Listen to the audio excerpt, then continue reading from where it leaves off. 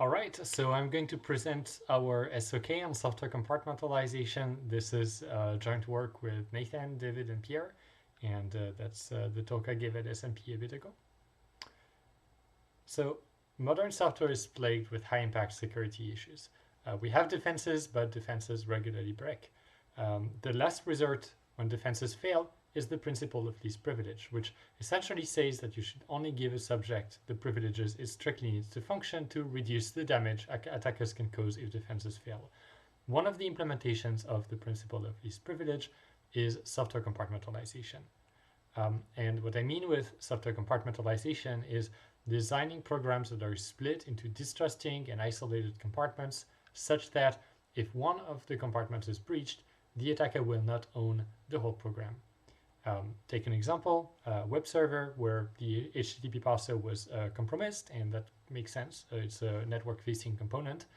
In an uncompartmentalized scenario, in a monolithic scenario, the attacker will be able to access the valuable data right away, such as the session keys. However, in a compartmentalized scenario, if we put the HTTP parser in its own compartment, the attacker will be confined to that isolated component and will have to resort to additional exploits to be able to access that valuable data. Compartmentalization is not something new. In fact, it's been applied to quite a lot of high-profile software, such as well-known server software, web browsers, among others. And we know from this experience that it works. Take this vulnerability in OpenSSH, which is exploitable and has remote code execution impact. Compartmentalization contains the exploit in an unprivileged process, which turns this high-profile vulnerability into one that has a minor severity. Despite everything I've said so far, in 2025, compartmentalization is still not a widespread practice.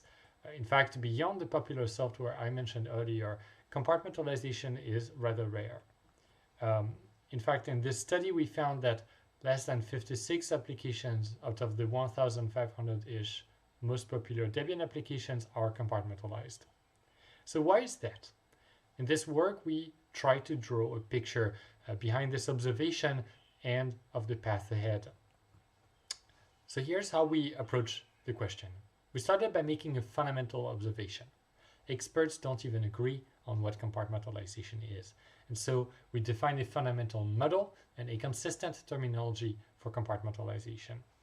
On that basis, we proposed a taxonomy for evaluating compartmentalization approaches, and we applied it systematically to a set of more than 200 research and mainstream compartmentalization efforts.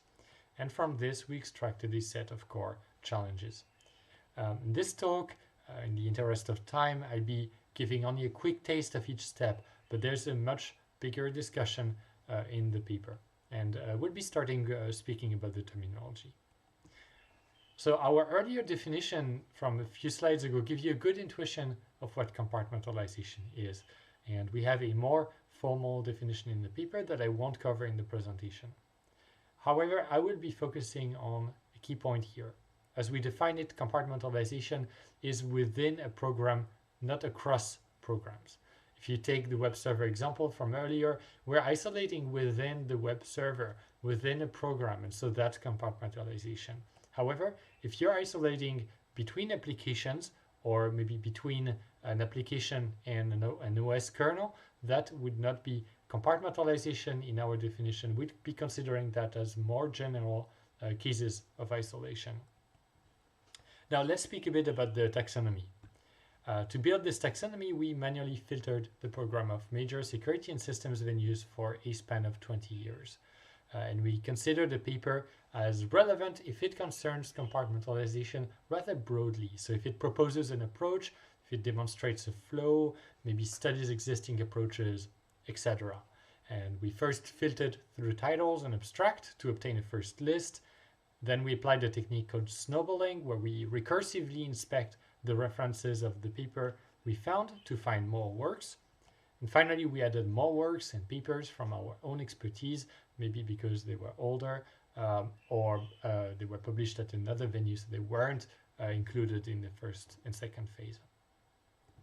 Now, this resulted in more than 200 relevant works. 106 of which propose a compartmentalization approach. And we taxonomize them in 3 core categories, which I'm going to speak about now. So in building this taxonomy, in building this categorization, we thought, what does it mean to compartmentalize an application? And that's how we structured our taxonomy.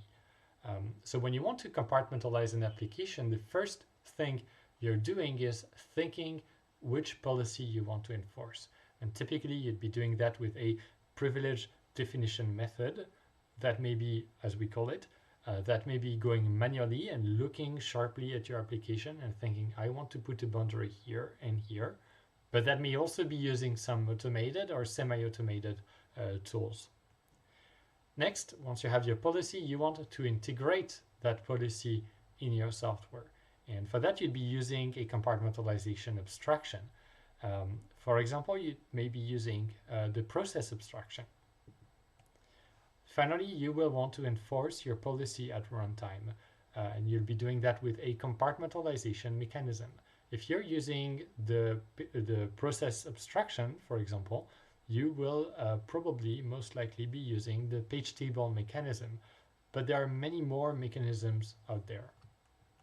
In this presentation, we'll be zooming into the abstractions, but the paper covers each problem in great details, much greater than we'll cover in this talk. So here's the compartmentalization abstractions table from the paper.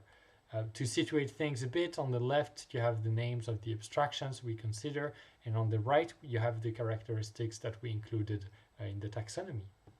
One observation that we can make here, among many others, is that very few abstractions enforce availability. As we show in a few slides, that mismatches needs in practice. But again, there are many more insights in the paper. We confronted these insights we gained in the research world to mainstream compartmentalized software. And in order to do that, we built, just like we did for the taxonomy, a list of compartmentalized programs that are available out there systematically. And we did so by filtering the Debian archive. We found a set of 61 programs, and the details of that methodology are in the paper. Here's the table of the paper where we show all these applications that we found. I'll be giving one observation from the paper, but again, there's a lot more in the paper. And the observation that I want to discuss here is the fact that availability, as we find, matters in real-world deployments. We show that most applications that are compartmentalized out there target a degree of availability, so not just confidentiality and integrity. And that contrasts with research where availability is considered out of scope for most abstractions. That may make research ideas difficult to deploy. Now, let's finish with the core challenges. I'll be presenting one of them, but many more in the paper again. And the challenge I want to speak about here is the fact that the 3 pillars of compartmentalization, policies, abstractions, mechanisms, are almost never co-designed. And that's because researchers tend to take a divide and conquer approach. They tend to solve one problem in isolation because that's significantly simpler than solving the whole. It's also the fact that each problem touches on a different part of CS. Policies are often a PL-heavy topic, abstractions are often an OS topic, and mechanisms are often an architecture topic. Except that this creates friction across the stack as approaches don't compose. We end up with situations where policies cannot be represented efficiently with existing abstractions, with abstractions that don't map to enforcement methods, and with enforcement methods that don't efficiently enforce typical partitioning needs. So we think that to achieve techniques that can really make it into the real world, we need to think the stack as a whole. So to conclude this short talk, what I would like to bring home is compartmentalization makes systems safer. We need it now more than ever. Compartmentalization is deployed in high-profile software, but it's not otherwise a widespread engineering practice, and that's a problem because we're missing out on its benefits. In this work, we map the state of the art to better understand this gap and identify remaining research problems. For example, we highlighted a lot of interesting problems. For example, taking a more complete perspective on compartmentalization, but there are many more pointers in the paper. I won't be taking questions in this presentation because it's a video, but if you have any questions, if you have anything you want to discuss, please just drop me an email. I'll be super happy to chat. Thank you for watching.